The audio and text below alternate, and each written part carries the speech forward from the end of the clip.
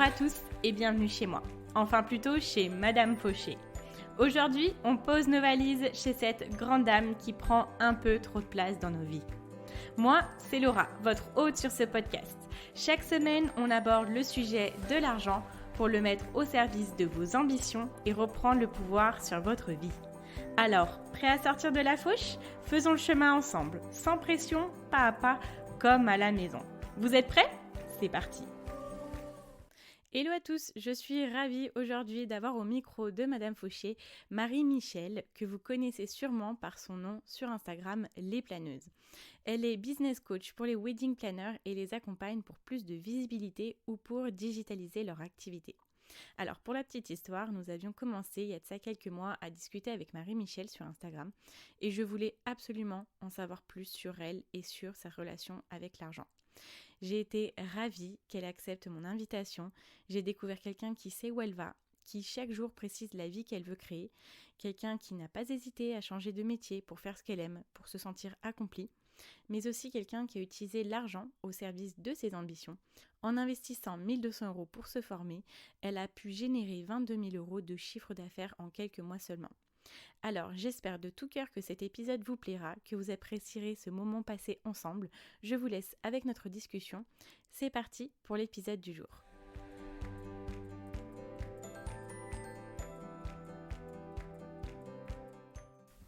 Bonjour Marie-Michel. Hello Laura. Tu vas bien ? Ça va et toi ? Ouais, ça va super. Je suis très très heureuse du coup de t'avoir dans le podcast. Ça fait d'ailleurs des semaines qu'on avait commencé à discuter de l'argent. On en avait parlé un petit peu sur Instagram et puis quand je me suis dit que je voulais faire venir des invités sur le podcast, je me suis dit c'est obligé que je contacte Marie-Michel parce que je sais qu'on va avoir beaucoup de choses à partager, à échanger. Donc merci beaucoup d'avoir répondu présente du coup. Bah écoute, merci à toi parce que moi, comme je t'ai dit, dès que j'ai découvert ton podcast, j'ai compris plein de choses, j'ai commencé à chambouler ma relation à l'argent et ça m'a vraiment beaucoup servi, beaucoup de super conseils sur ton podcast, donc je suis ravie que tu m'as invitée, merci beaucoup. Ah bah c'est trop bien, ça me touche beaucoup, franchement, juste tu vois, quand on fait un épisode, on essaie de donner des conseils qu'on pense être le plus pertinent, mais quand on a les retours des personnes, tu vois, quand tu m'as envoyé un message, tu m'as dit, ouais, j'ai écouté ça, ça m'a fait penser à ça, etc. Je me suis dit, ouais, mais c'est trop bien, tu vois, quand t'as vraiment concrètement les personnes qui viennent te dire ce que ça change dans leur vie, c'est ouf, c'est trop bien. Donc trop top. Je vais du coup te proposer de te présenter pour les personnes du coup qui vont écouter cet épisode. Voilà, alors dis-moi tout. Qui es-tu ? Parle-moi de toi. Alors, je m'appelle Marie-Michel et je suis business coach pour les wedding planners. Donc, mon rôle, c'est de les accompagner dans le développement de leur business de wedding planner, que ce soit en communiquant mieux sur le web ou en digitalisant une partie de leur activité. Donc, j'ai un peu plusieurs casquettes au sein du même business, mais voilà, grosso modo, pour résumer qui je suis et ce que je fais. Ok, top. C'est trop top. En plus, je trouve que tu fais vraiment quelque chose j'ai pas vu d'autres personnes faire la même chose que toi, donc je trouve ça hyper original et du coup j'ai hâte d'en parler avec toi un petit peu plus tard dans le podcast, mais avant ça j'aimerais parler un petit peu avec toi de tes débuts entre guillemets avec l'argent. Est-ce que tu peux me parler un petit peu de ton enfance, des premiers souvenirs que tu as avec l'argent, voilà, quand tu as commencé à le manipuler ou pas, et puis la vision un petit peu de ce que tu en avais.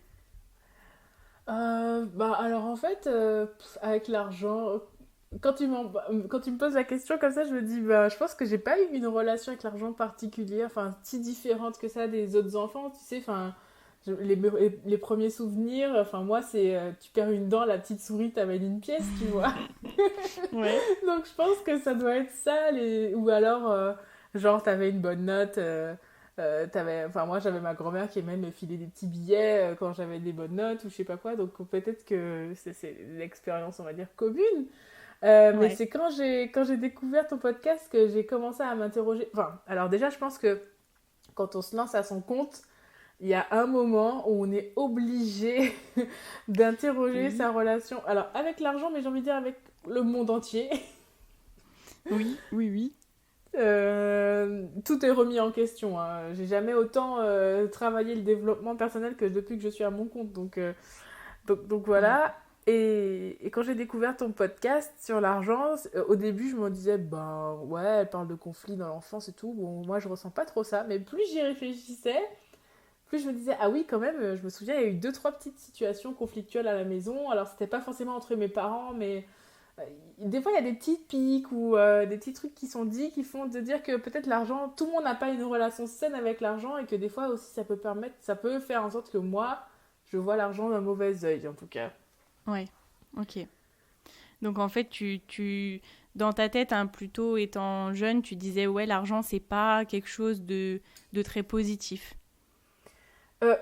C'est-à-dire que c'était pas quelque chose de positif, mais c'est que je me disais, je pense que si je devais retenir avant tout ça, si je devais retenir une pensée que j'avais vis-à-vis de l'argent, c'était que, euh, bon, l'argent, mes parents m'ont toujours dit que c'était pas une fin en soi, que c'était un moyen, donc ça, je trouve que c'est quand même bien, parce que c'est Ouais. vrai que c'est pas bien d'en faire son but ultime, mais déjà, l'argent, c'est un truc, genre, c'est difficile à obtenir, quand tu l'as, il te file entre les doigts, et en gros...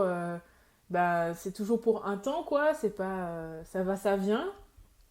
Ouais. Et puis, qu'est-ce que je pourrais retenir d'autre? Ouais, enfin, du coup, en fait, euh, j'avais l'impression que. Et encore même jusqu'à. Avant que je me lance à mon compte, c'était.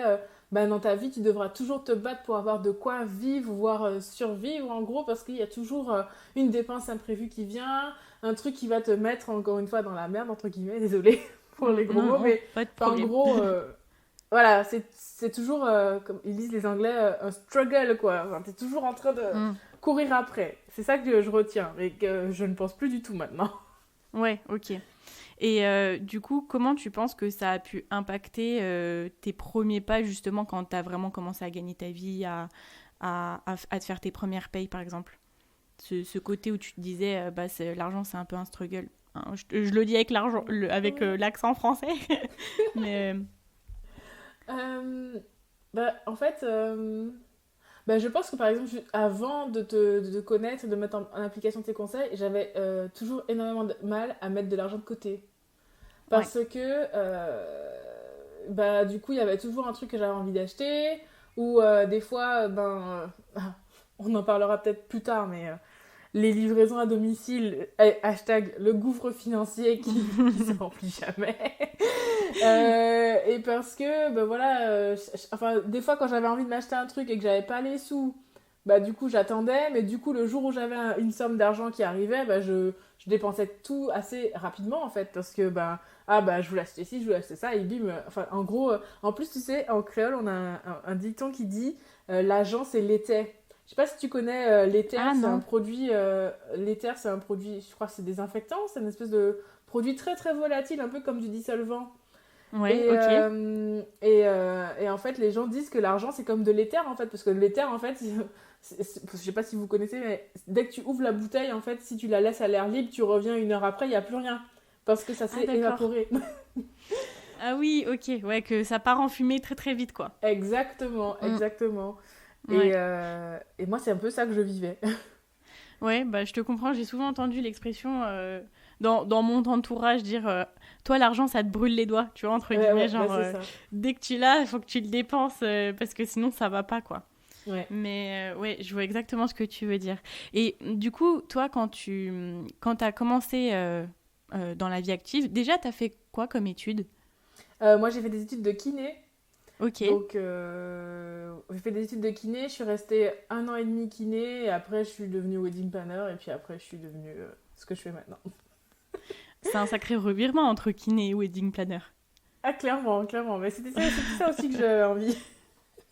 Ouais. Mais c'est Donc, quoi qui t'a fait changer comme ça de voie? bah, j'avais juste plus envie d'être kiné. En fait, je pense que je me suis rendu compte, une fois que j'ai été kiné diplômée et que j'ai commencé à exercer, je me suis rendu compte que c'est pas un métier que j'aimais. Et que je pense que si j'avais. Bah, tiens, tu vois, maintenant que tu le dis, je suis en train de penser. En fait, pourquoi je suis allée au bout de mes études de kiné? C'est parce que je voulais me marier et que. Et bah, qu'il en fallait bien un pour faire bouillir la marmite.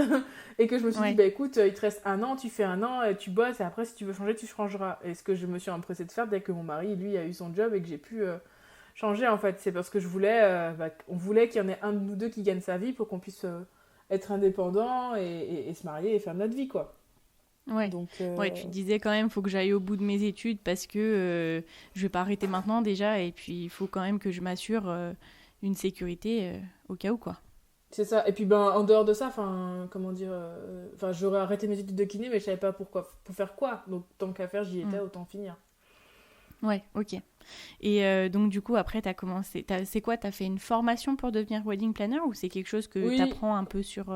non, j'ai fait une formation, du coup, puis après, j'ai ouvert mon agence et puis, bah, quand j'en ai eu marre d'être wedding planner, parce que, ben, voilà, c'est un métier qui est très prenant, qui est très stressant, Ouais. et que ça correspondait pas trop à la vie que j'avais envie de me construire, ben, du coup, j'ai fermé mon agence, et puis j'avais lancé le blog entre-temps, Les Planeuses, et puis ça a fait son petit bonhomme de chemin. Ok, d'accord. Donc le blog, quand tu l'as lancé, en fait, tu savais ce que t'allais faire avec le blog ou c'était plus côté loisir que tu voulais le lancer? Non, j'avais quand même une idée de monétiser d'une manière ou d'une autre. En fait, au départ, je voulais vraiment faire ça à côté de mon agence, en fait. Donc, je me disais, je vais monétiser une ou deux petites formations en communication, du style Instagram, référencement naturel et tout. Et Ouais. puis, en fait, petit à petit, je suis tombée dedans, en fait, parce que ben, au fur et à mesure que je cherchais un moyen de monétiser mon blog, je découvrais des stratégies, j'avais trop envie d'essayer. Je suis tombée vraiment amoureuse de cet univers-là, du web marketing et tout. Et je voyais des femmes qui vivaient, en fait, d'un business en ligne et je me suis dit mais j'aimerais trop faire ça, ce serait le métier de rêve pour moi, je peux rester chez moi tout le temps sur l'ordinateur à découvrir des nouveaux outils. Moi je suis Miss Outils, c'est vraiment mon dada et je me suis dit que c'était fait pour moi et en fait plus ça allait et moins j'avais d'entrain à organiser les mariages et plus j'avais envie de passer mon temps sur ce nouveau business là et puis petit à petit je me suis rendue à l'évidence et puis j'ai fait un choix quoi. Ouais, ok. Est-ce que t'as eu peur de partir du métier de wedding planner à ce métier du digital où tu t'es dit vraiment j'en ai vraiment besoin, allez c'est parti quoi. Ah non, pas du tout, j'ai pas du tout peur, j'étais même soulagée quoi. Je me disais, enfin, c'est comme quand je suis partie de kiné à wedding planner, j'avais vraiment envie de le faire parce que je sentais que c'était la meilleure chose pour moi, donc j'y suis allée parce que bah, je voulais le faire. Ouais, ok. Ok, et parce que du coup en fait t'as toujours dans ta vie active été entre guillemets quand même assez indépendante parce que t'as toujours travaillé à ton compte finalement. C'est ça, c'est ça. Ok.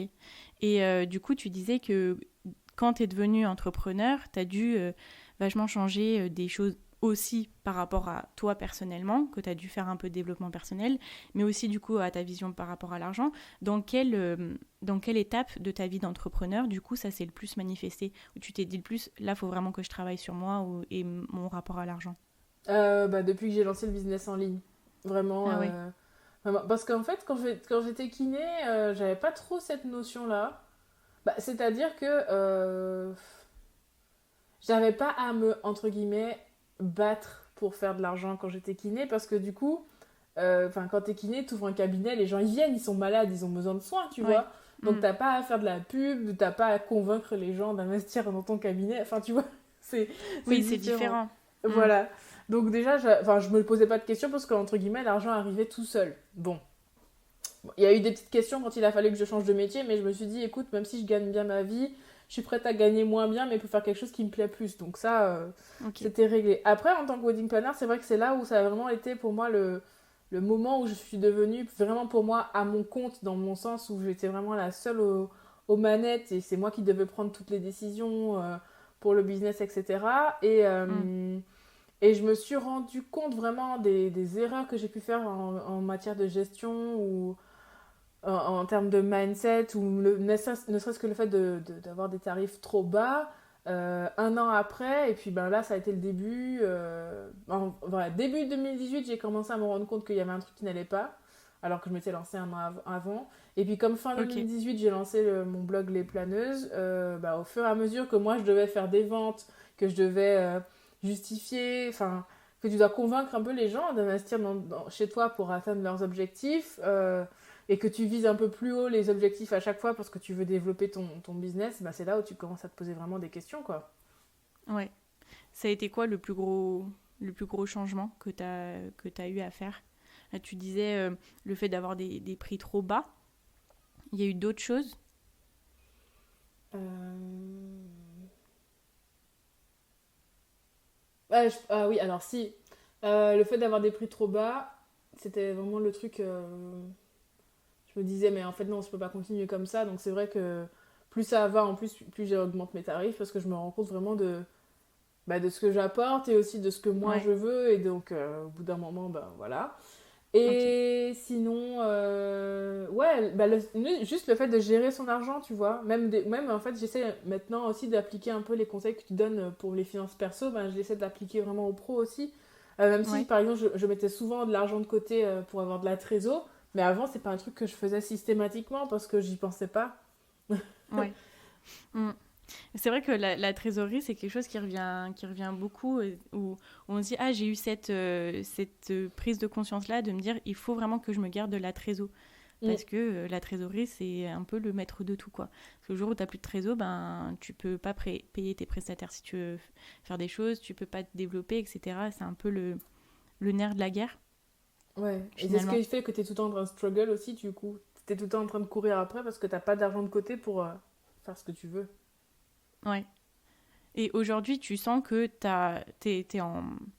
que tu as ça en main. Est-ce que tu te dis, bon, bah, aujourd'hui, je suis sous contrôle de toutes ces choses-là que je veux gérer financièrement par rapport à ton business ou personnellement?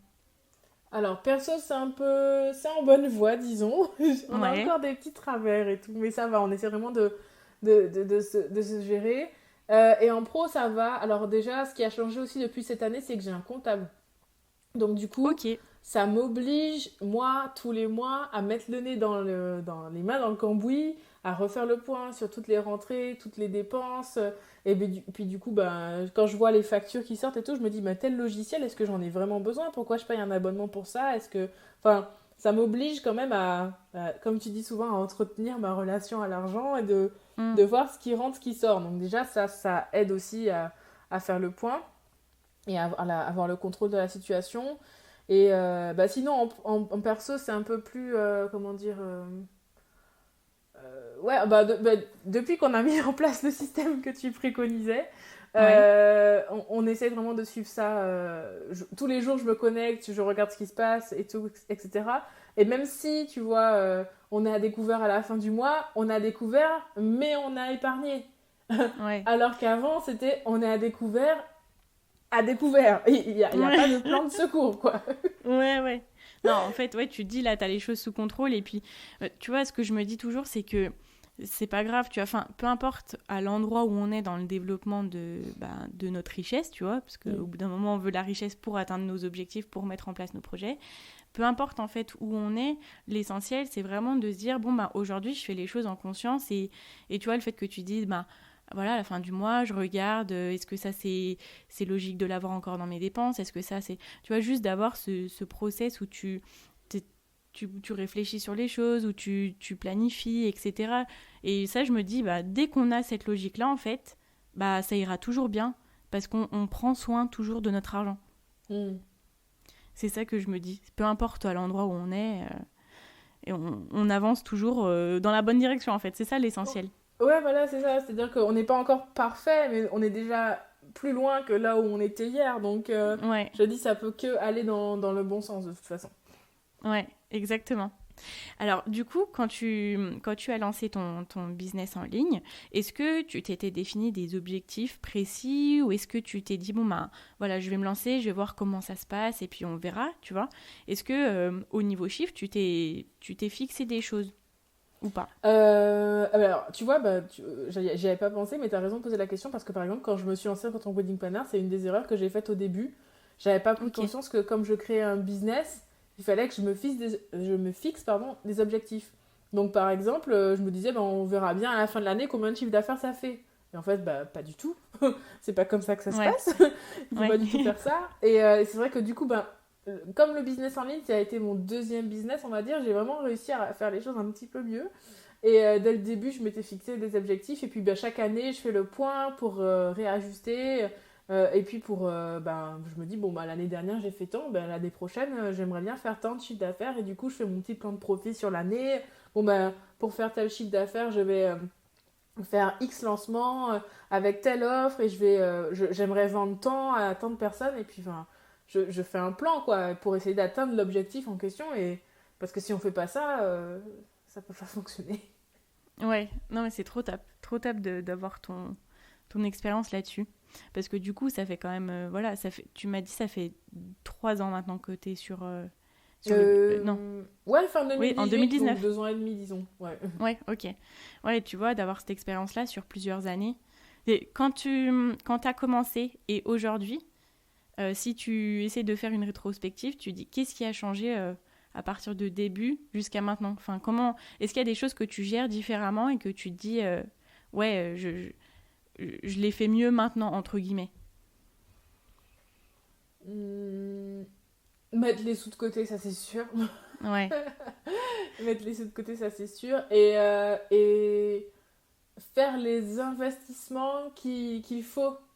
ok, C'est-à-dire que ça, c'est une petite crainte que j'ai aussi à chaque fois que je dois. Par exemple, là, tu vois, actuellement dans mon business, j'ai 2 personnes qui me secondent, entre guillemets. J'ai une ok, assistante un peu plus dédiée à tout ce qui va être ma stratégie de contenu, etc. Et j'en ai une autre qui va plus m'aider à gérer mes clientes, à gérer les impayés, par exemple, ou enfin ce genre de choses, à gérer mes différentes formations. Et avant, c'était vraiment quelque chose où je me disais, mais c'est impossible, j'aurais jamais les sous pour me payer moi et payer 2 autres ouais, personnes. Mais en fait, c'est en faisant l'investissement de payer une première personne que j'ai pu, moi, avoir le temps de développer mon business un peu plus et pour engager une deuxième personne. Et en fait, au final, je me dis, mais avant de faire la dépense, tu te dis, mais c'est jamais de la vie, je vais réussir. Et puis des fois, je me pose là, je me dis, mais au final j'arrive à la payer tous les mois et je le vois même pas. Parce qu'au final, mon ouais, business, il a grandi en même temps. ouais. Parce qu'en fait, ça te permet de créer d'autres ressources et de pouvoir couvrir la dépense et toi d'avoir le temps de développer en fait. Mais c'est ça, parce que au fait, au final, au lieu d'être celle qui va décider que je vais faire ci, ça comme stratégie, et de moi m'y coller derrière à prendre tout le temps à le faire, j'ai juste à faire une réunion avec elle, entre guillemets, et dire, bah écoute, j'aimerais que tu fasses ci, j'aimerais que tu fasses ça, moi je m'occupe de ci et ça, et comme ça, moi j'ai plus l'espace, en fait, et le temps pour faire ce qui me correspond mieux, enfin, là où vraiment, on va dire, je suis dans ma zone de génie, enfin, Ouais, ce pourquoi mon cerveau est vraiment indispensable, parce que c'est mon business et c'est moi qui crée la valeur, entre guillemets, et que pendant ce temps-là, tout le reste, toutes les petites tâches, entre guillemets, qui permettent au business de tourner, sont faites, mais pas par moi. Donc je peux encore plus développer, et au final, ça passe tout seul, quoi, en fait. ouais. Mais c'est trop bien ce que tu dis.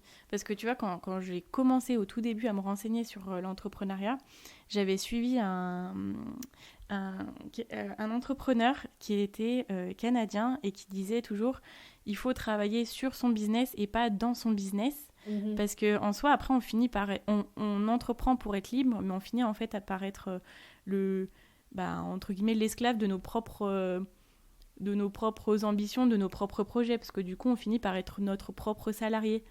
C'est ça. Et en soi, du coup, on n'est pas libre de ce que l'on doit faire, parce qu'il y a tellement de choses qu'on veut faire, forcément, qu'il y a plein de tâches qui nous empêchent de sortir la tête de l'eau un peu et de mettre en place vraiment des projets, quoi. Mais Et carrément. ça c'est... Ça, en plus... Bon, après, c'est vrai que quand on démarre au tout début, c'est un petit peu difficile de dire, bon, bah, je vais investir, me faire aider sur quelque chose, etc. Parce qu'au début, on n'a pas trop le budget. Et puis, on se dit, bon, bah, je suis vraiment au démarrage. Mais comment toi, tu as choisi et priorisé dans quoi tu allais investir et dans bah, quel type de service ou de prestation tu avais besoin? Hum, alors déjà, pour rebondir à ce que tu dis, je comprends que quand on débute, c'est pas vraiment une priorité de déléguer, par exemple, tu vois, ou de faire des investissements comme ça. Mais je pense que ce qui peut être intéressant, c'est dès le départ, se dire, j'ai pour objectif, à terme, de déléguer et de faire en sorte qu'il y ait une personne dans mon business qui va s'occuper de ci et de ça, comme ça, je pourrais m'occuper de ça.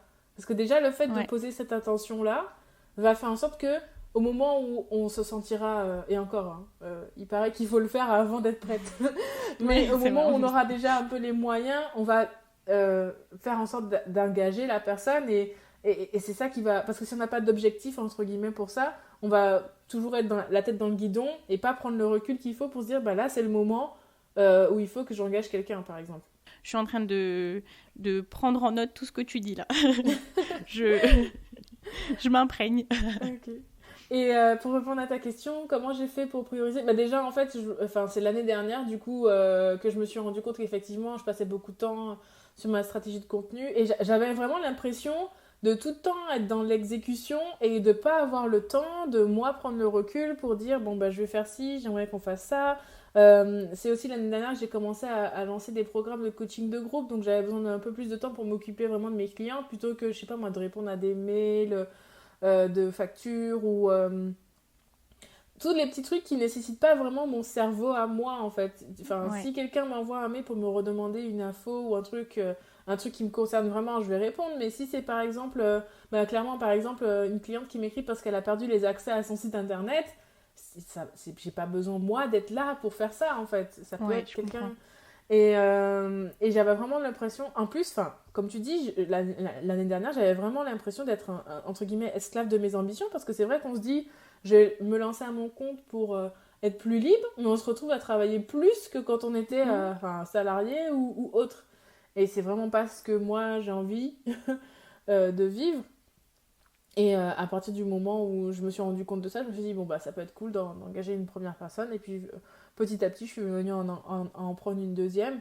Et puis, sinon, les investissements que je fais aussi dans mon business, beaucoup, c'est tout ce qui va être coaching. Notamment, là, je suis dans un programme de coaching de groupe qui a un prix quand même assez élevé, et enfin assez élevé, ça dépend pour qui, mais bon voilà. Ouais. Et c'est en fait, mais j'hésite pas à investir dans ce genre de programme un peu premium parce que je sais que le jeu en vaut la chandelle en fait. J'investis pour aller plus vite parce que je me fais accompagner par une personne qui a déjà vécu tout ce que j'ai vécu, qui peut par la suite me faire gagner du temps et de l'argent pour développer mon business plus vite que si j'avais été toute seule et que ou que j'avais dépensé encore la même somme ou plus dans plusieurs petites autres formations, tu vois. Ok. C'est hyper intéressant et bon, bah, voilà, tu prêches une convaincue parce que voilà, à chaque fois je me dis il faut que tu investisses pour pouvoir te former. Et en fait, c'est ce que tu dis, c'est c'est vraiment bien de prendre l'expérience de quelqu'un en fait qui est passé avant toi, qui a déjà fait les choses que toi t'as fait. Donc même si toi de ton côté t'aurais appris tout seul en fait en soi, ça aurait été possible en fait. Et bah là, t'as toutes les infos déjà et donc du coup, tu gagnes énormément de temps. C'est ça que j'ai l'impression de gagner aussi quand je fais des coachings ou des formations. Non mais clairement. Et enfin, j'ai envie de dire, c'est ça qui caractérise si c'est un bon investissement ou pas. Enfin, il faut qu'à la fin, tu te dises, bah heureusement que j'ai fait ça parce que j'ai fait un bond en avant dans mon business et que j'aurais pas fait si j'avais pas investi là-dedans, quoi. Ouais. Ça a été quoi, toi, ton meilleur investissement pour toi? Alors je dirais, j'ai investi l'année dernière. Ça a été mon tout premier programme que j'ai payé à ce prix-là. Ah non, non, non, je dis rien. Alors je vais en donner deux. Je vais en donner deux. Ouais, dis-moi. Le premier investissement que j'ai vraiment pas regretté, ça a été une formation. C'est la formation des Challengers de Annelise Gakala, Ok. qui à l'époque était à 1 200 euros, mais voilà, c'était fin 2019 que je l'ai acheté, donc ça faisait à peine un an que j'étais en business, tout. Et c'était 1 200 euros. Et je vais pas vous cacher qu'en plus, pour la payer, j'avais fait un crédit parce que Mais j'avais pas non. les sous sur le coup. Et ça a été mon meilleur investissement parce que bah, j'ai investi 1 200 euros. C'était quoi, en septembre, je crois. Quand j'ai pris un peu de temps pour faire la formation, mais quand je l'ai fini, j'ai lancé mon premier challenge. La première édition, donc en janvier, j'ai fait 7 000 euros de chiffre d'affaires, donc ça m'a remboursé Pas mal. l'investissement. Pas Et mal. 3 mois plus tard, j'ai refait un autre challenge avec la même méthode et j'ai fait 17 000, je crois, non, 15 000 euros. Waouh. Donc du coup, bah, avec un investissement de 1 200 euros, j'avais déjà récupéré dans les 6 mois d'après 22 000 euros. Donc j'étais en mode, wouhou, Ouais, mais c'est trop bien. C'est trop trop bien. génial. Et du coup, le deuxième investissement? Et le deuxième investissement, c'est ben, en avril 2020 que j'ai investi dans la BSB Academy de Aline Bartoli, aka The Bee Boost. Ouais, oui. C'était ça, la première version du programme de la BSB Academy. Et là aussi, c'était, je crois, à peu près 1 000 euros. Et c'était génial parce qu'en fait, ça m'a vraiment aidé à remettre les bases de mon business, à revoir les bases. Et c'est ça qui m'a donné l'idée de lancer mon programme de digitalisation là, pour les wedding planners. Et ça m'a vraiment super bien aidé. Et pareil, ça a été un super investissement, notamment au niveau développement business, mais aussi au niveau chiffre d'affaires, parce que bah, suite à ça, j'ai lancé un nouveau programme qui m'a aidé à faire en 2020 à peu près 20 000 euros de chiffre d'affaires. Donc, c'était aussi rentable. C'est pas mal aussi, c'est pas mal. C'est Ouais, sympa. c'est fou parce que en fait, au moment du coup, de donner cet argent, de les dépenser, c'est vrai que sur le moment, tu dis, bon, ça fait quand même beaucoup, tu vois. Enfin, oui, après, on est d'accord, ça fait beaucoup, ça dépend pour qui. Mais après, voilà, quand tu te lances au début, tu dis, bon, c'est une certaine somme. Quand tu regardes, c'est quand même un peu plus qu'un SMIC, tu vois. Oui. Tout dépend de la formation. Mais au début, tu te lances, tu dis, ouais, ça fait peur, tu vois. Limite, ça te fait un peu mal, tu vois. Et en fait, après, quand tu vois tout ce que ça t'apporte, ce que tu arrives à faire après, et puis après, hein, concrètement, quand tu vois les chiffres, là, tu nous as donné des chiffres, on voit clairement que c'est hyper rentable, en fait. C'est hyper, hyper rentable. C'est ça, c'est ça. Et puis, après, c'est comme... alors, tu vois, là, je t'ai donné on va dire mes deux meilleurs, entre guillemets, mais c'est même pas les plus gros que j'ai fait, parce que, en fait, plus on investit dans son business, plus on récupère les sous, et plus au final, parce que tu disais, ouais, 1 000 euros, ça dépend pour qui. Maintenant, quand je vois passer un programme à 1 000 euros, je me pose nettement moins de questions. Parce que plus on côtoie des gros chiffres, entre guillemets, et pourtant, même mes chiffres sont pas si gros que ça, et plus on est habitué, et plus... ben, on sait que ça fait partie du jeu et ça m'a l'année dernière en août-septembre j'ai rejoint un autre programme qui là était à 9 000 euros. Ça m'a fait peur, mais je me suis dit au début je me disais encore une fois, punaise, est-ce que je vais réussir à payer, parce que fallait payer par mois et tout, est-ce que je vais réussir à payer, etc. Mais en fait c'est le fait de faire le premier pas, c'est un peu comme une espèce de loi de l'attraction. Je fais un acte 2 fois, je fais un premier pas et en fait tous les mois, pareil, j'arrive à le payer, mais ça sort tout seul, je le vois à peine, parce que comme tu mets en place les choses et que ça attire à toi les bonnes choses qui vont te permettre de développer ton business, au final, tu arrives à payer. Et je te dis ça, et le mois dernier, j'ai failli rejoindre un autre programme qui était à 20 000 $. Mais parce qu'on fait que augmenter comme ça son espèce. Bon, après, je me suis calmée aussi, parce que des fois, je me dis, il y a peut-être un petit peu... faut pas que je m'enjaille trop, quoi. Oui, non, oui, c'est sûr. Pour dire que voilà, au début on a peur d'investir 1 000 et on se retrouve à hésiter à payer 20 000 $ quoi. Donc c'est un cercle vertueux un peu. Ouais, en fait, c'est notre normalité qui change, tu vois. Au début, bon, ça passe. Et après, t'as d'autres trucs qui passent.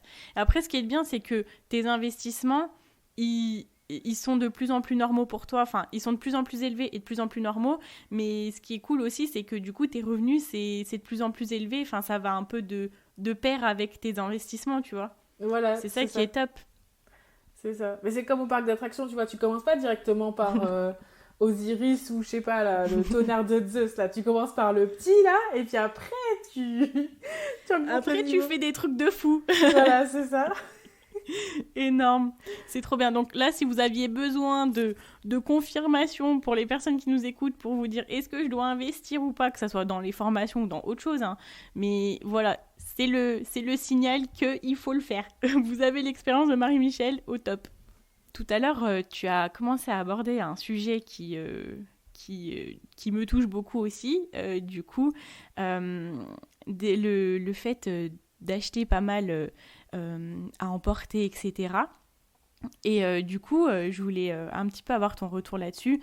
Moi, voilà, tu sais que c'est un challenge assez important pour moi, financièrement, tout ce qui a trait avec voilà, la nourriture. Du coup, je voulais avoir un petit peu ton avis et ton retour là-dessus, si tu voulais partager un petit peu ton expérience avec moi. Ouais, avec plaisir. Je me suis beaucoup reconnue quand tu as parlé de ça dans ton podcast, parce que je me suis dit, mais c'est tellement ça. Enfin, on a, avant qu'on reprenne nos finances en main, je vais dire ça comme ça, c'est vrai on avait la commande facile. Hein, ils font exprès en fait de faire en sorte que ce soit facile. Tu dégaines ton téléphone, même tu choisis un truc, tu commandes. Ouais. Et quand on a... alors le jour où je me suis dit, bon, c'est bon, je vais reprendre la situation financière en main et tout, je me suis posée, j'ai calculé, j'ai vu qu'on avait dépensé 400 € de livraison en un mois. Je me suis dit, mais tu peux pas être à découvert et dépenser 400 € dans de la nourriture que tu aurais pu... alors que tu aurais pu éviter cette dépense-là, parce que tu peux acheter de la nourriture au supermarché et te faire à manger, en fait. Après, il faut dire aussi que, je pense, Laura, tu me comprendras, j'ai une relation un peu compliquée avec la nourriture. Ouais, J'ai beaucoup l'alimentation émotionnelle, hein, on connaît. On connaît ça.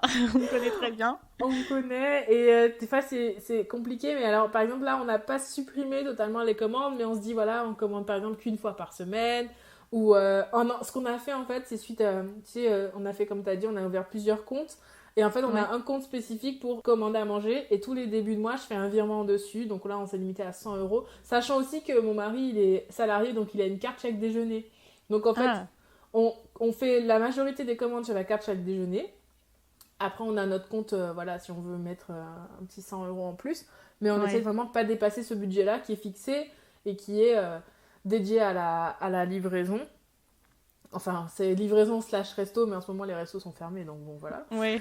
Et Maintenant, on n'a que l'option livraison, mais attention, quand les restos vont rouvrir, ça va être un autre challenge encore. ah, j'avoue, faudra se tenir à carreau. Mais voilà, Ouais. parce qu'on se dit, bah, en même temps, on a des projets, on aimerait faire des trucs, mais si tout passe dans la bouffe.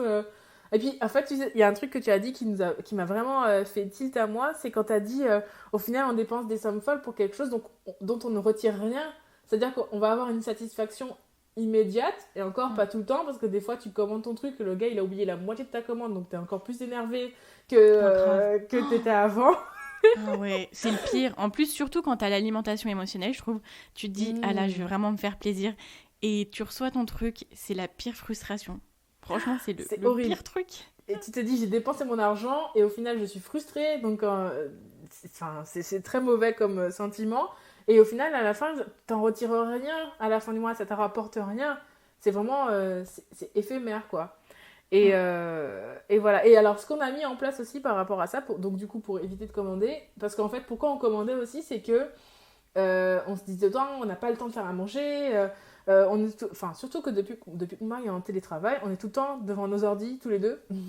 Il se passe rien dans Ok. nos vies à part ça. Hein. Du coup, voilà, quand midi et demi arrive et qu'il reprend et que moi j'étais occupée à faire ci et lui occupé à faire ça, on a la flemme de se mettre à faire à manger, donc on se dit c'est plus rapide de commander. Mais ce qu'on a Ouais. mis en place, c'est qu'on a commencé à faire du batch cooking. Et donc en Ok. fait, tous les 2-3 jours, en fait, on fait une grosse session cuisine où on cuisine plusieurs repas d'affilée. Comme ça, en fait, au moment où on mange, on a juste à prendre ça et à réchauffer. Et franchement, déjà, on a arrêté de manger des cochonneries. Enfin, on mange moins de cochonneries commandées sur Ouais. Uber Eats. Et surtout, mon mari, l'autre jour, il faisait les comptes. Il me fait ma chérie, t'es au courant qu'on a économisé plus de 150 € Au top. sur Trop les bien. courses, parce que en fait le fait d'acheter, quand tu fais au lieu d'acheter je sais pas moi, de quoi faire 5 repas différents, mais qu'en fait sur 5 repas t'en as 3 qui reviennent parce que t'as fait un batch cooking, du coup tu divises les portions, enfin tu vois, je sais pas si tu vois ce que je veux dire, mais Oui. bah du coup Ouais, tu que fais les t'arrives courses à en gros, mutualiser. voilà c'est ça, et du coup tu dépenses moins en courses aussi, et je me dis mais c'est trop Ouais. bien. Mais c'est trop top. C'est Ouais. trop top. C'est une sacrée organisation. Et tu vois, comme tu le disais, c'est vrai que bon, c'est un phénomène qui a été assez amplifié de par la pandémie, mais confinement, tout ça, c'est que bon, déjà, quand on fait un métier dans le digital, on est assez sédentaire, on est derrière notre ordinateur, on peut pas trop prendre notre ordi et aller marcher avec notre ordi, tu vois, Ouais, c'est un peu compliqué. difficile. Donc déjà, quand on a un type de métier comme ça, puis en plus là, bah, on est moins amené à sortir, à bouger. Enfin, forcément, on est quand même plus chez nous, donc c'est ça aussi qui est compliqué. Donc ouais, quand on peut s'organiser là, comme vous le faites, c'est trop bien. Moi, tu vois, ce week-end, je me suis redit, il faut que je refasse un peu de batch cooking parce que là, moi, mois dernier, c'était un peu la cata, quoi. Donc, euh, donc voilà, mais tu vois, j'essaie d'avoir les choses sous contrôle. C'est un peu, tu vois, comme tu dis, je pense que l'objectif, c'est pas complètement d'arrêter de commander en ligne ou quoi, enfin de commander à emporter tout ça, de la livraison. C'est pas l'objectif parce que c'est un peu, voilà, c'est un régime hyper restrictif. Au bout d'un moment, tu craques, quoi. Si c'est quelque chose qui Mm. nous fait plaisir, eh ben, faisons-nous plaisir, quoi. Mais c'est juste d'avoir les choses sous contrôle et de se dire, ben, ok, on va se faire plaisir, mais on va pas aller voilà, dans l'excès à perdre le contrôle, quoi. C'est ça. C'est ça. Et puis, enfin, les fois où je craque, tu vois, j'essaie de faire ça avec bienveillance et de me dire, ok, bah, j'ai craqué, bon, tant pis, j'ai dépensé. Bah, on n'en parle plus, puis on repart, quoi. C'est pas la peine de se fouetter pendant 107 ans pour Ouais, voilà, c'est un ça. écart, quoi. Mm. Je pense qu'on est déjà assez exigeant avec nous-mêmes pour plein de choses et d'avoir à après s'auto, comment dire, s'auto... Flagellé. Ouais, voilà, c'est ça. Je trouvais pas le mot s'auto-flageller pour ça. Déjà que nous-mêmes, on le vit mal. Et puis, tu sais, enfin, je veux dire, après, quand tu manges pas très bien, après, t'es pas en forme. Je trouve que ça se répercute beaucoup. Enfin, moi, personnellement, tu vois, ça se répercute beaucoup sur ma journée. Par exemple, si je mange pas très bien, après, je vais être fatiguée, je vais pas être de super humeur. C'est un peu un cercle vicieux, tu vois. Carrément. Donc, c'est un peu, voilà, c'est un gros challenge. Je suis super contente d'en parler avec toi. Parce que du coup, c'est vrai que, tu vois, par rapport à cet épisode-là où j'avais dit que j'avais parlé un petit peu des troubles du comportement alimentaire et le fait que c'était un gouffre financier pour beaucoup de personnes et qu'en fait, on n'en parle pas beaucoup parce que c'est un peu juste, on va dire, ah bah, on est gourmand. Enfin, non, on n'est pas gourmand. C'est juste que des fois, on peut pas, il y a des choses qu'on peut pas gérer.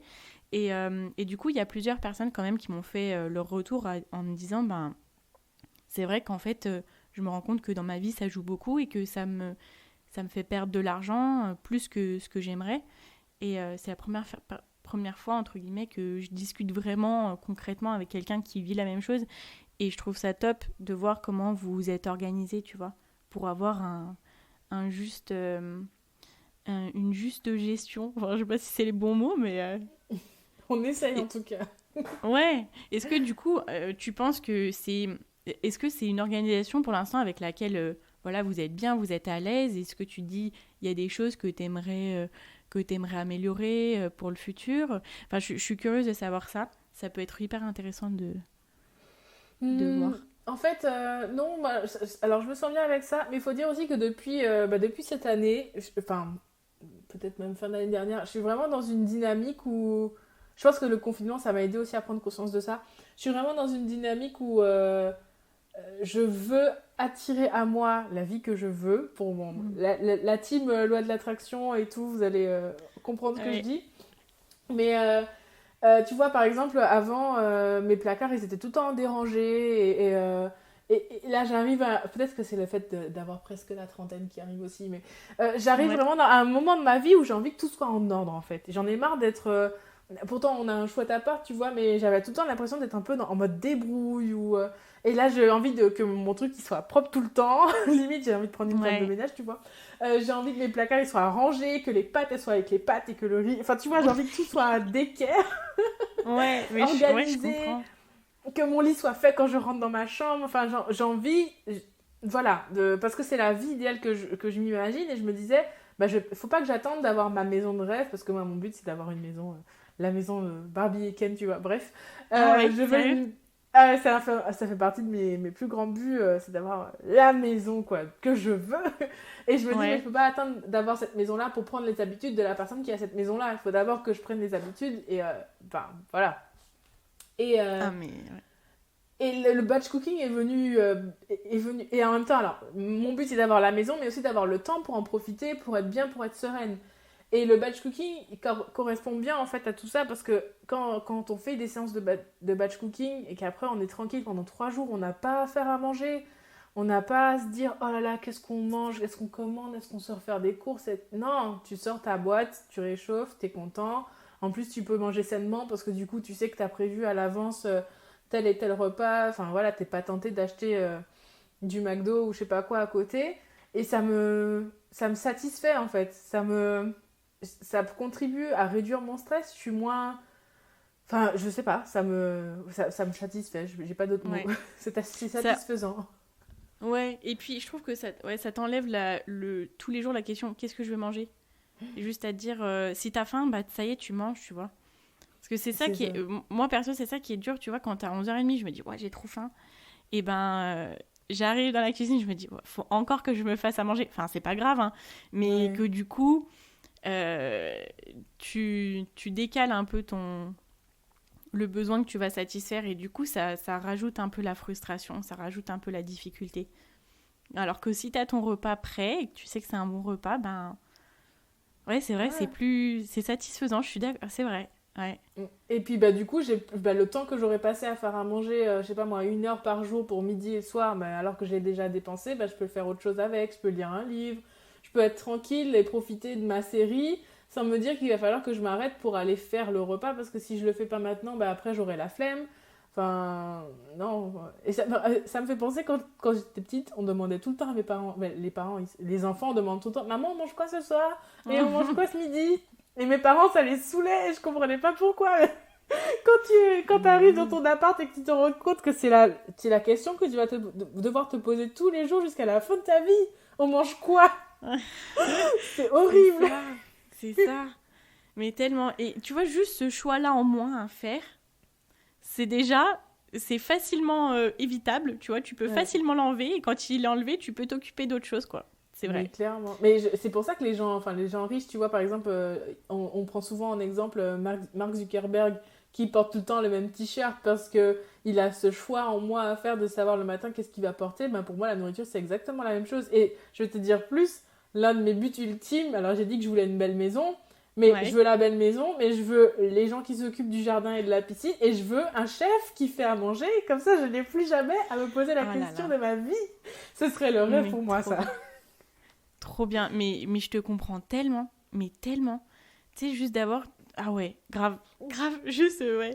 Tu sais, te dire, t'as quelqu'un qui te fait à manger, en plus, là, tu peux te dire, il va me faire des trucs super sains aussi, des trucs bons et tout, mais ouais, c'est trop bien. C'est trop bien. Tu vois, ça, c'est intéressant, tu vois, d'avoir les rêves des personnes, tu vois ce qu'ils font chaque jour, voilà, dans leur métier, enfin, voilà, on voit ce que tu fais au quotidien, et se dire, ben, tout ça, tu le fais parce que t'as un vrai but à la fin, tu vois. C'est pas qu'un chiffre, tu te dis pas, bah, je vais avoir tant sur mon compte, peut-être, et c'est cool, tu vois, mais que tu te dis, ben, je veux la maison, je veux des personnes qui m'aident à avoir une maison qui fonctionne bien, qui est propre, qui est bien rangée et tout. C'est trop top, c'est super puissant, je trouve. Mais j'essaie. C'est mon petit rêve que je vais essayer de manifester, tu vois. Ouais. Voilà. Mais voilà. Bah, je te souhaite en tout cas qu'il se passe. Hein. Bah, écoute, merci. Hein. Je pense que c'est bonne volonté.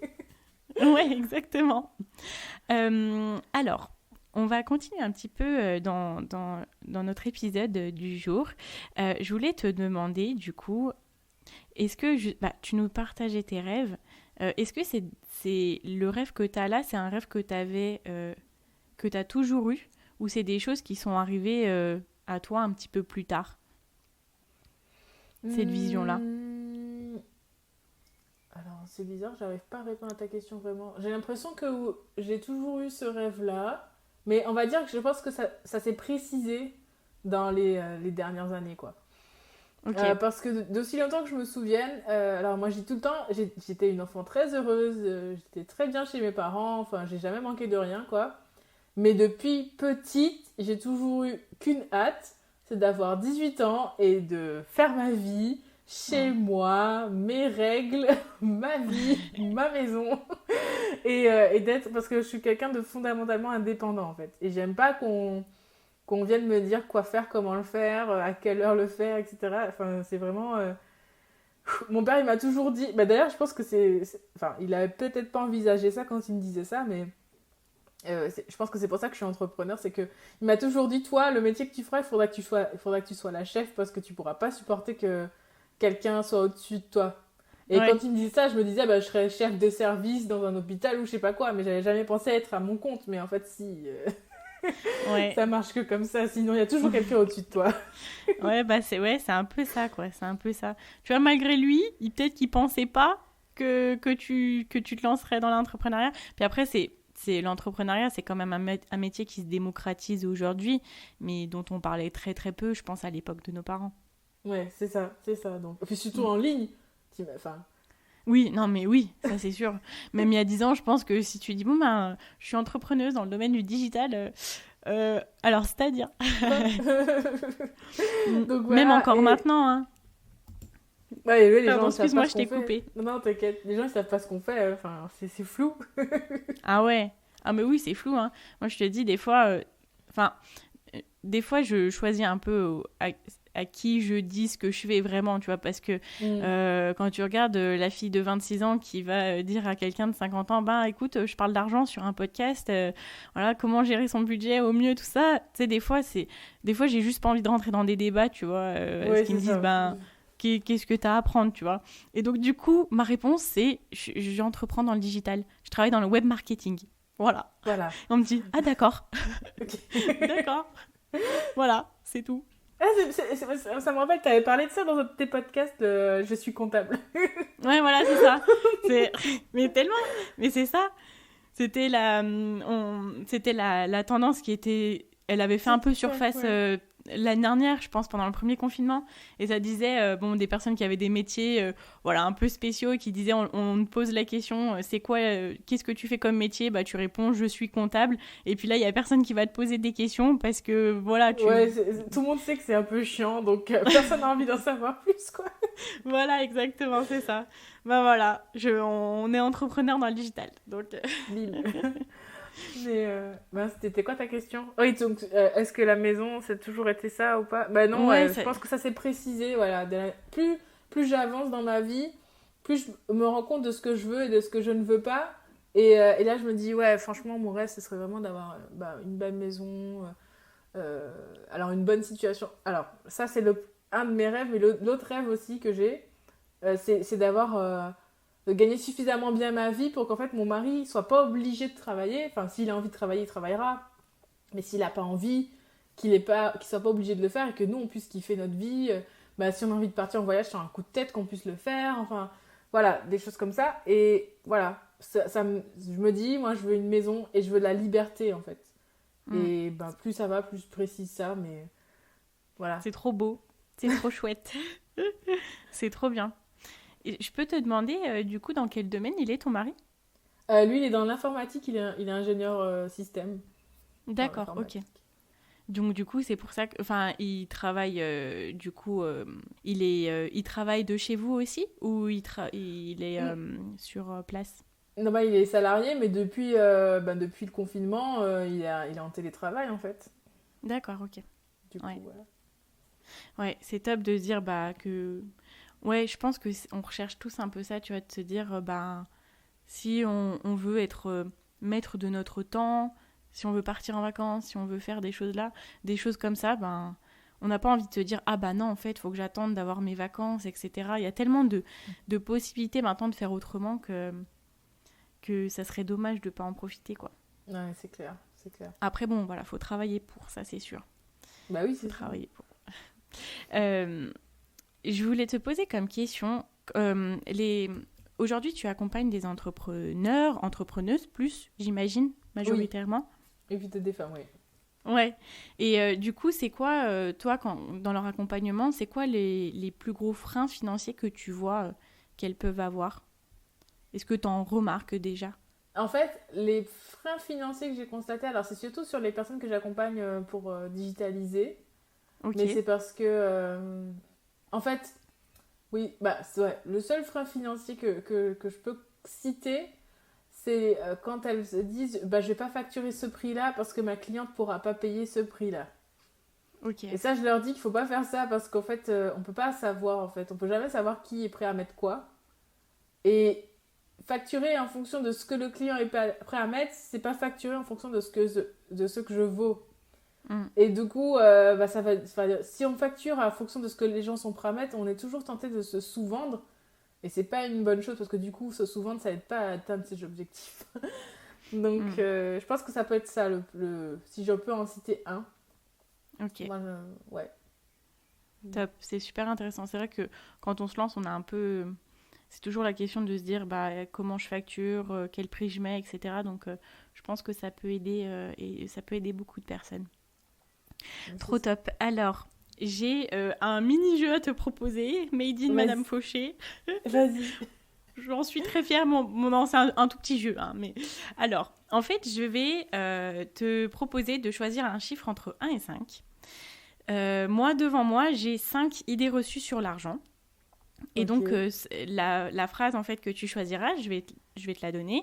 Et tu pourras me dire ton avis dessus, si tu penses que c'est vrai, si tu penses que c'est faux, voilà. Moi, ce qui m'intéresse, c'est juste d'avoir ton avis dessus.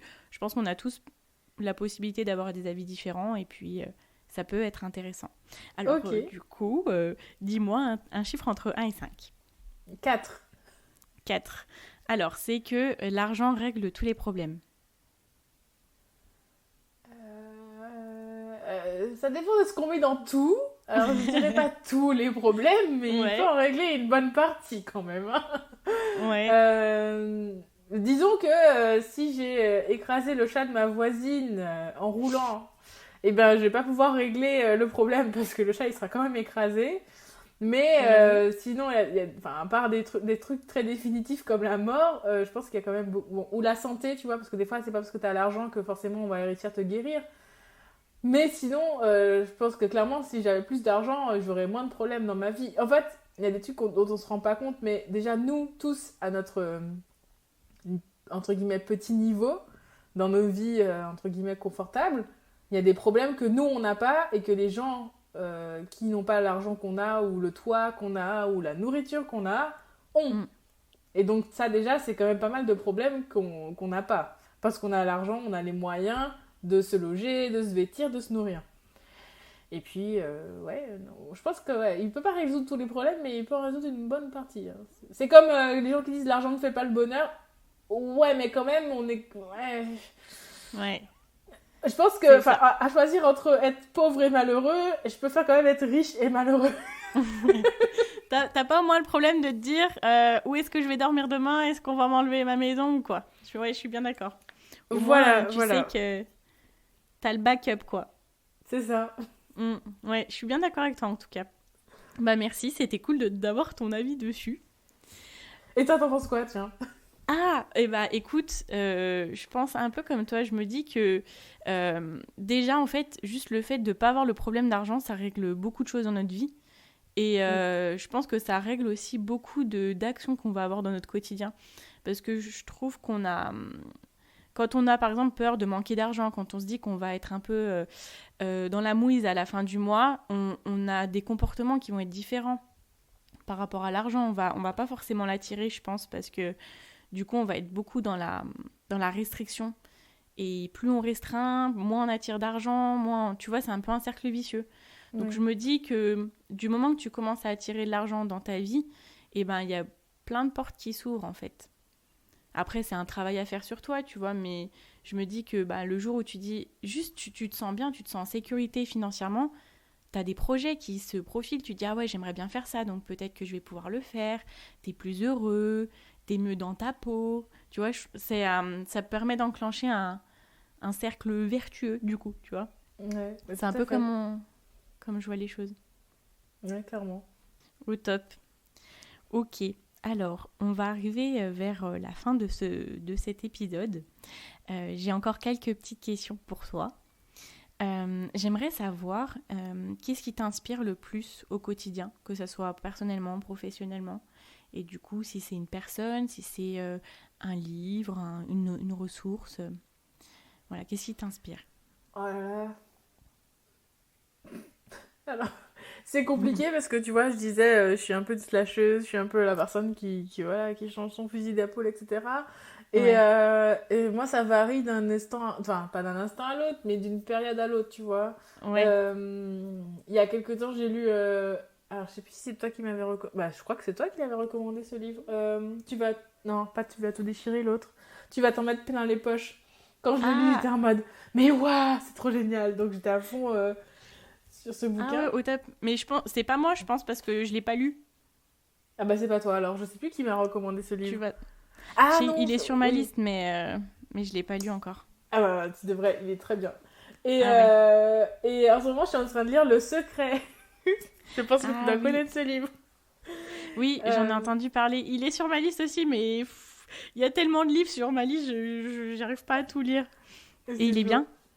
J'en suis pas encore à la moitié, mais ouais, c'est sympa. Alors, ça parle de la loi de l'attraction, pour les personnes qui veulent savoir. Mais c'est sympa. Ça m'inspire et ça m'aide à... Bah, tu vois, en fait, dans ces livres-là, on reparle toujours entre guillemets, des mêmes techniques pour attirer l'argent et vivre la vie qu'on veut. Mais en fait, plus tu le lis et plus tu t'en imprègnes et plus tu as... Enfin, à chaque fois, tu gagnes une étape, en fait, en développement de toi. Même si tu sais déjà... Comme par exemple, on dit toujours d'être reconnaissant, de faire des cahiers de gratitude, d'écrire un peu la vie qu'on rêve, etc. Mais chaque fois, j'ai l'impression de passer à un nouveau palier et de voir le monde autrement et de me dire bah, c'est bon, ça va aller, je vais atteindre mes objectifs, etc. Donc je ne saurais pas te donner une réponse vraiment de quoi m'inspire. Il y a beaucoup d'entrepreneuses en ligne qui m'inspirent. J'en ai cité 2 déjà Alice Gakala et Aline Bartoli, mais il y en a encore plein d'autres. Et je prends l'inspiration un petit peu à droite à gauche et voilà. Je ne saurais pas dire quelque chose de plus précis, désolée. Non, mais il n'y a pas de souci, parce que tu vois, en fait, je suis en train de me dire, je pense que si on me posait la même question, je sais même pas si je saurais répondre, parce que je suis un peu comme toi là-dessus. C'est que j'ai mes périodes où je suis à fond sur une ressource ou sur un livre ou qu'il y a une personne qui m'inspire de ouf et que du coup, je consomme tous ces contenus. Puis après, du coup, je vais consommer plus les contenus de quelqu'un d'autre parce qu'elle va m'inspirer sur le moment, elle va m'apporter les choses dont j'ai besoin à un moment donné, tu vois. Donc, ouais, je te comprends. Je sais même pas si je saurais répondre. On est des petits papillons qui butinent, tu vois. C'est ça. Il faut, s'ouvrir au monde et écouter ce qu'on a à nous dire sur plein de domaines différents, quoi. C'est ça. C'est ça. Alors, j'ai une dernière question pour toi. Et du coup, c'est la question signature du podcast. C'est quoi pour toi mettre l'argent au service de tes ambitions ? Mettre l'argent au service de mes ambitions, je pense que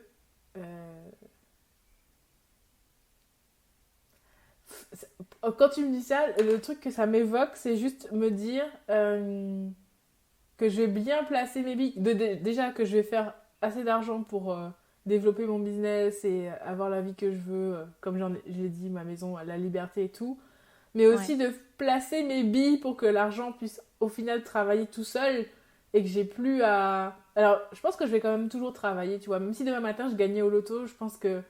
Dans un premier temps, je pense que je prendrais des grandes vacances et qu'après, je me mettrais quand même à faire quelque chose parce que je peux pas rester sans rien faire. Mais voilà, si je devais mettre l'argent au service de ma vie, c'est faire en sorte qu'il puisse faire des petits tout seul, quoi. Qu'il puisse travailler pour moi, comme on dit.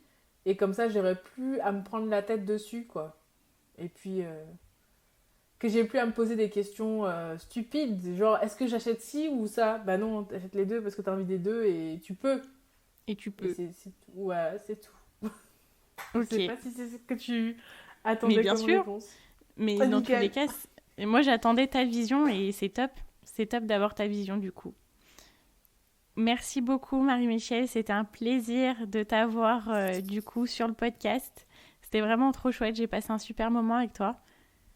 Merci à toi Laura, c'était cool. Moi aussi j'ai passé un très bon moment, c'était très chouette.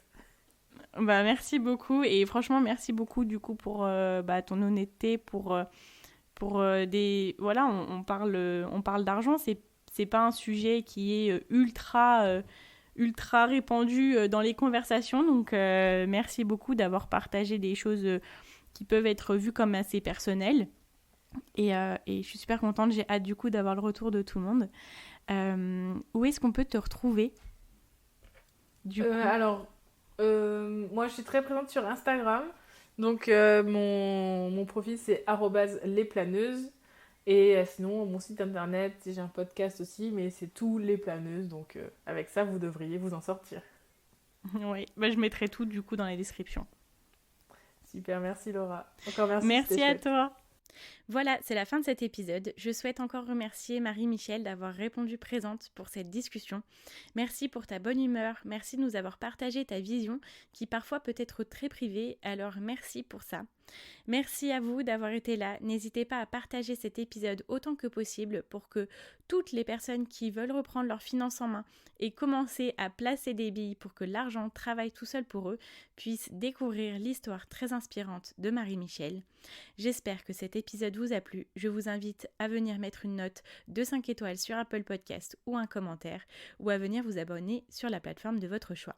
On se retrouve très prochainement dans un nouvel épisode et en attendant, surtout, n'oubliez pas que vos ambitions n'attendent pas. Ciao ciao.